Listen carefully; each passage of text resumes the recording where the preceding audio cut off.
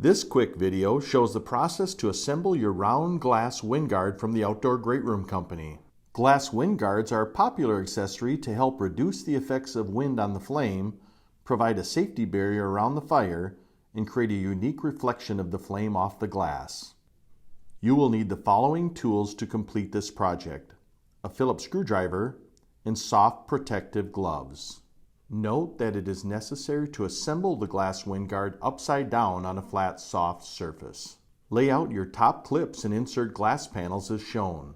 The 20-inch round glass guard will have 4 clips and the 30-inch round glass guard will have 5 clips. Rest the bottom clips in place on top of the glass panels. Assemble the rod through the bottom pad, then through the bottom clip, then loosely thread the rod into the top clip. Make sure glass panels are positioned tightly into the clips and tighten the rod using the Phillips screwdriver so that the last thread is not visible.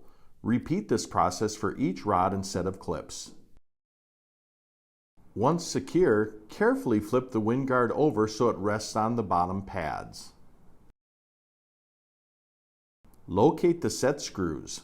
They should each have a small silicone pad adhered to the end of the screw.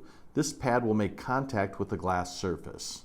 Using a Phillips screwdriver, loosely thread the set screws into each clip so the pads barely make contact with the glass panel.